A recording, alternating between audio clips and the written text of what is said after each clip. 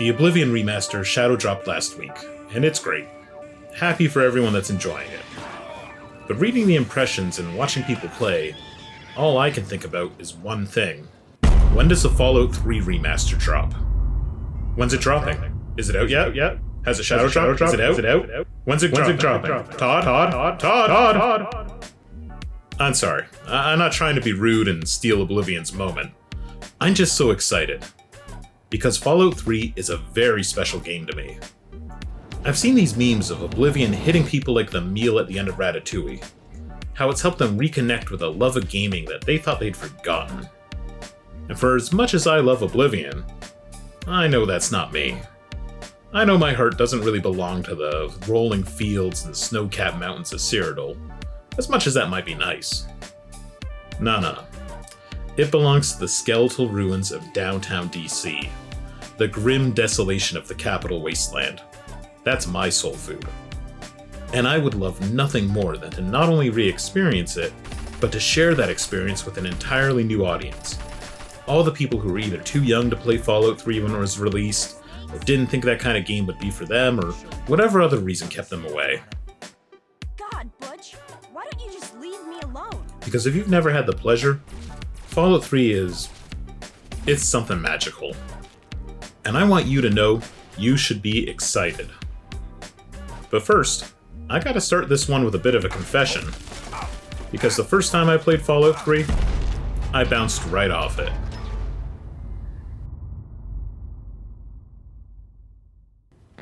I know that has to sound odd with how much I'm gassing it up, but I gotta be honest with you. Fallout 3 is a very special video game, but it's far from a perfect one. The first time I played it, I rolled up a self-insert character, I gave him what I thought would be a decent special spread, and I gave him some practical skills. Small guns, repair, medicine. He was built to survive. I played through the prologue, which takes a sweet bloody time. Got out in the Wasteland, I was blown away by the scope of the world, and then pretty soon, I was bored. The gunplay was... even for the time, it felt bad. You can't aim down the sights in Fallout 3. You kinda just zoom in a little while aiming. And even though I plugged a bunch of points into small guns, thinking it would help make me better at using small guns, it still felt like I was spraying bullets all over the place, just missing left and right. The story wasn't much better.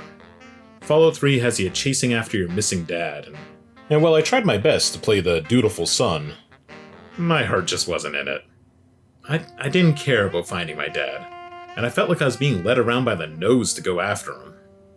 There were lots of interesting things I could see in the world, but the urgency of the main quest screaming at you to find a lost family member made it feel like I wasn't really supposed to spend time on them until later. Oh boy, I really hope they learned from that lesson. So with bad combat in one hand and a quest I didn't care about in the other, I hung it up after about 6 hours or so. And then thankfully, I came back, and I rolled Jabberwock.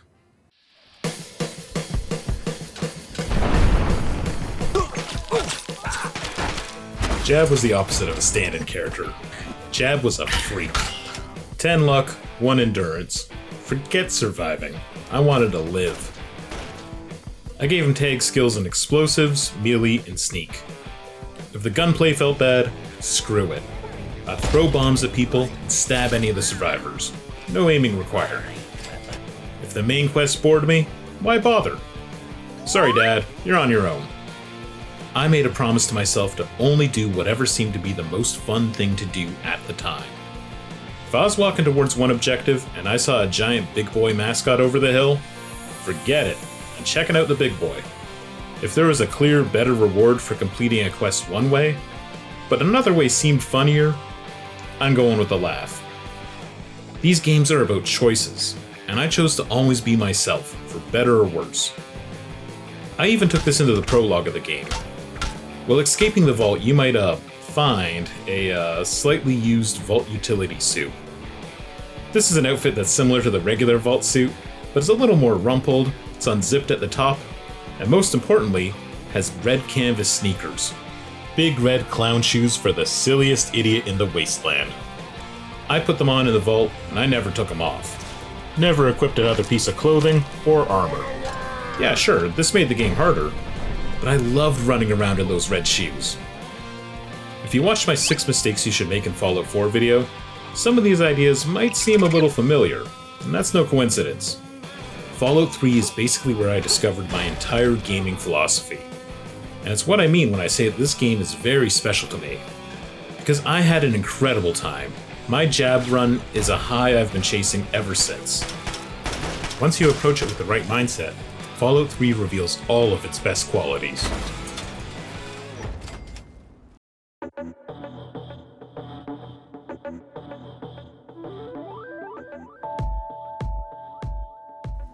The capital Wasteland is a gorgeously grim world.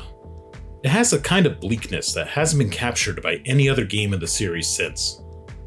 The ruins of DC teem with danger and madness. The Capitol buildings that once represented the pinnacle of power and prestige in America, they're now ruins infested with super mutants. The Washington Mall's been turned into a trench line, an ongoing, never-ending war zone. Turn a corner, and you'll find a lunatic who's rigged a city block to explode if anyone gets too close. Try new Blamo! So blast stains out, blast the whole world out. We've all been blamoed.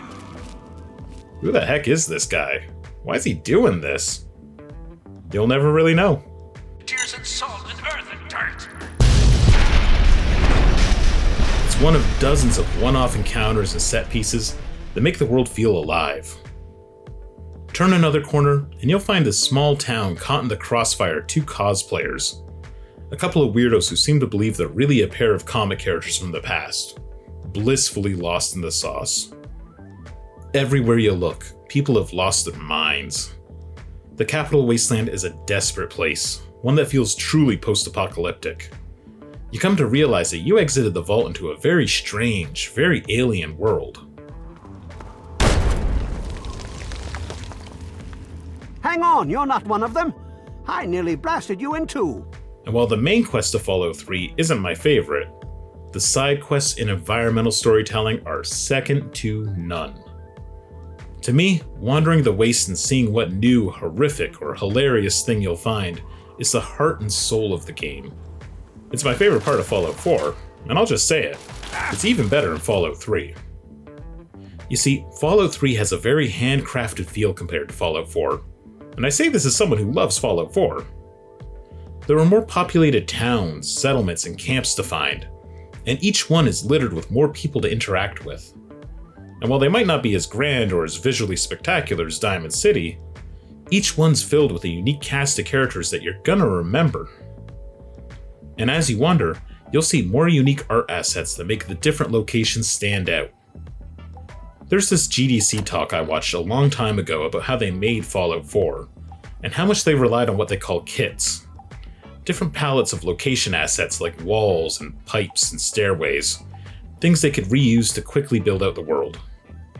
It's something you're definitely familiar with if you enjoy the settlement system as much as I do, because they use a similar logic.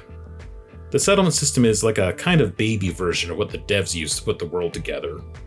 And if you're like me, once you get used to what you see in the settlement menus, you'll start noticing the same pieces all over the Commonwealth. In that talk, they specifically discussed how they intentionally tried to minimize the amount of hero art pieces they used in the game. Those unique, time-consuming one-offs that are only good for a single location or quest. Now there's this thing about set-piece art. If you're a producer, they're expensive to build. You kind of want to get them out of the way early. If you're an artist, they're better looking. They're more interesting to work on. And if you're a level designer, they can sometimes feel like the thing which is going to make a moment work, which is going to make the level sing, which these all kind of combine and make them seductive. And they feel like the most important piece of art and sometimes get front-loaded in the schedule. And we argue that you should do the opposite, that they are the least important thing. Well, that's efficient, and I understand why they did it from a development standpoint, especially when you look at how large Fallout 4 is. I can't help but think that something is lost in the process. A little bit of magic. Fallout 3, of course, also reuses a ton of materials in the majority of places. I mean, just take a trip in any of the metro lines. You're gonna see the same rundown walls and rickety junk fences everywhere if you're looking for them. but it's balanced out with frequent drops of hero art pieces. Along with all the generic corrugated steel and shack walls, you're also going to see giant mascots of the old world. Unique settlements like Megaton and Rivet City that have their own specific looks. Wonders like the greenery of the Oasis.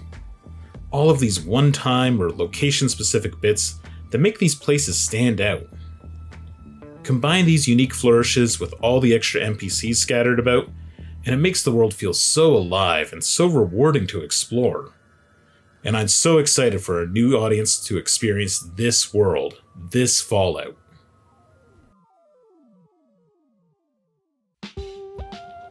Because I gotta confess, I have a little bit of an angle here. I'm hoping this will influence the expectations for the next major Fallout title. Like, I'm really excited to experience Fallout 3 again and share it with a bunch of new people, but my ulterior motive is that I'm hoping the tail wags the dog. I'm hoping a whole new generation of players fall in love with Fallout 3's more handcrafted world, how it's littered with goofballs and strange encounters. I'm hoping it reminds all the old-timers like me just how much fun it is to play in a game that emphasizes its side quests and one-off moments, that treats them as crucial to the game instead of afterthoughts. Because as much as I love Fallout 4, I think it's lost sight of some of those virtues. For as big and as impressive as Fallout 4 is, it feels like there's fewer people to meaningfully talk to than in 3, and neither of them even come close to New Vegas. For as huge as the map of the base game is, not many places in the game stand out like they should. You can really feel the work of those level kits as you search different quarries and factories that all feel kinda the same. The settlement system is something I dearly love, but it seems to have cleared the map in some respects, leaving only a handful of populated towns and cities to visit. And in them, only a handful of characters have anything interesting to say. There are some really great side quests in Fallout 4, but there's also some real duds. And the game falls back on the repeatable Radiant quests like defending settlements or clearing out enemy nests a little too much. Conceptually, I don't hate the Radiant quests in Fallout 4. I do like that there's always something to do and there's some sort of XP to grab. But I think of them as like a garnish on top of a dish, the least important part. Like, I'll take some chives on my steak and potato, but I don't want a whole plate of them. The real core of the games should be the meat and potatoes written and made by human hands.